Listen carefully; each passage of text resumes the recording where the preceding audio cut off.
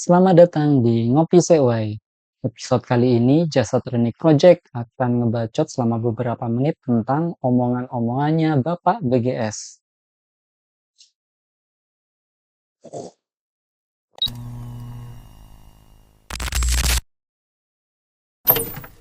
Pada kesempatan kali ini kita akan membahas tentang Menteri Kesehatan kita Pak Budi Gunadi Sadikin atau yang biasa disebut Pak BGS.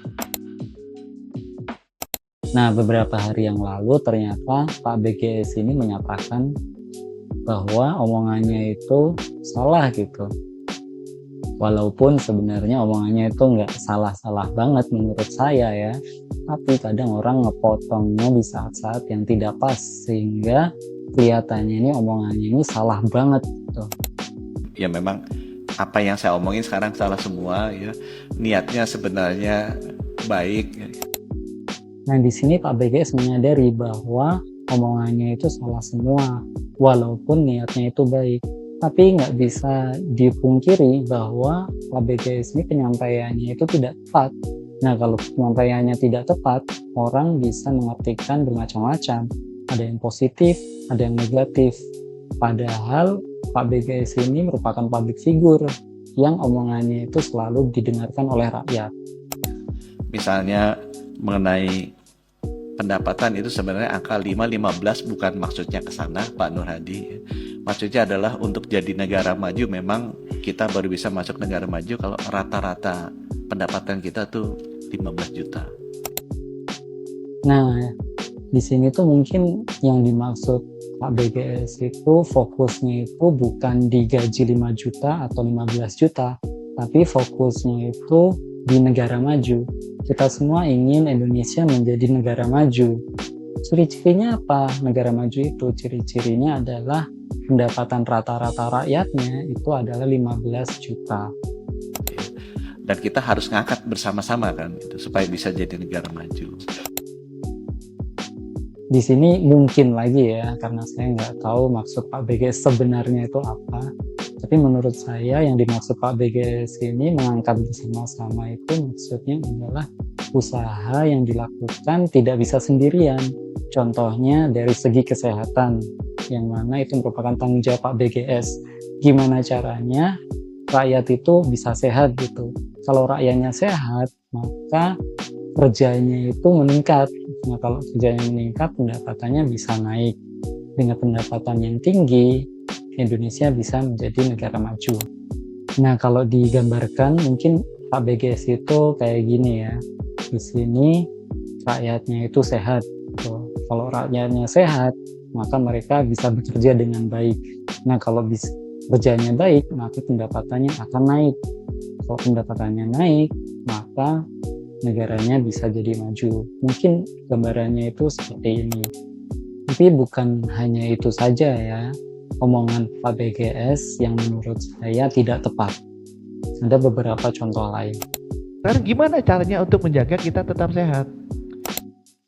Di sini Pak BGS menjelaskan salah satu tugas Kementerian Kesehatan yaitu menjaga agar rakyat tetap sehat.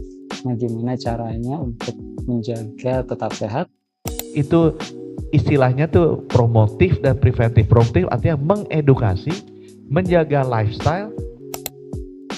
Salah satunya adalah dengan promosi kesehatan. Promosi itu maksudnya itu mengajak gitu. Mengajak untuk apa? Mengajak untuk lifestyle-nya itu baik atau gaya hidupnya baik.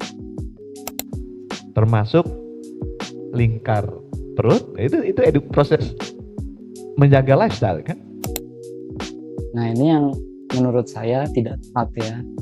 Karena mengajak untuk lingkar pinggangnya itu di bawah 33 itu kayaknya nggak masuk akal. Mengajak itu maksudnya, yuk kita setiap hari melakukan 10.000 langkah gitu. Itu salah satu contoh mengajak gaya hidup menjadi sehat. Sesuai dengan literatur review pada tahun 2023 ini yang menjelaskan bahwa manfaat kesehatan dapat dirasakan secara signifikan jika melakukan 4.000 sampai 10.000 langkah per harinya. Sebenarnya Kementerian Kesehatan sudah memiliki program promosi kesehatan. Salah satunya yaitu Germas atau Gerakan Masyarakat Hidup Sehat, di mana Germas ini adalah sebuah gerakan yang bertujuan untuk memasyarakatkan budaya hidup sehat serta meninggalkan kebiasaan dan perilaku masyarakat kurang sehat. Langkah-langkahnya salah satunya adalah melakukan aktivitas fisik, makan buah dan sayur, tidak merokok, tidak mengkonsumsi minuman beralkohol, dan lain-lain. Nah, kalau masyarakat melakukan 7 langkah ini, diharapkan masyarakat akan terhindar dari penyakit. Mungkin dengan mengetahui ukuran celana ini, yang dimaksud adalah kita bisa mengetahui apakah berat badan kita berlebih atau enggak. Tapi menurut saya, untuk mengetahui berat badan berlebih atau enggak dengan cara ukuran celana, itu kurang akurat. Biasanya untuk mengetahui berat badan berlebih atau enggak, itu dengan menggunakan pengukuran BMI atau Body Mass Index. Ini merupakan bahasa Inggris, bahasa Indonesianya adalah Indeks Massa Tubuh atau IMT. Dan pengukuran BMI ini menurut saya cukup mudah ya. Kita tinggal tulis di Google BMI kalkulator.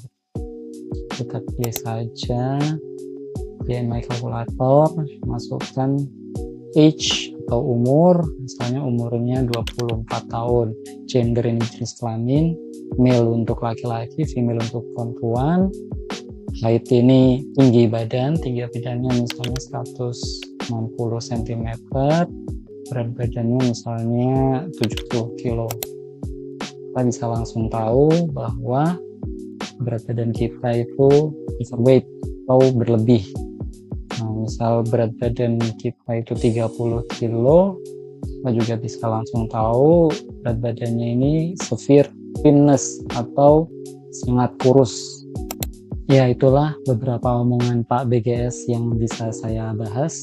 Tentu saja tidak semua omongan Pak BGS ini salah sasaran ya. Ada beberapa omongan Pak BGS juga yang positif.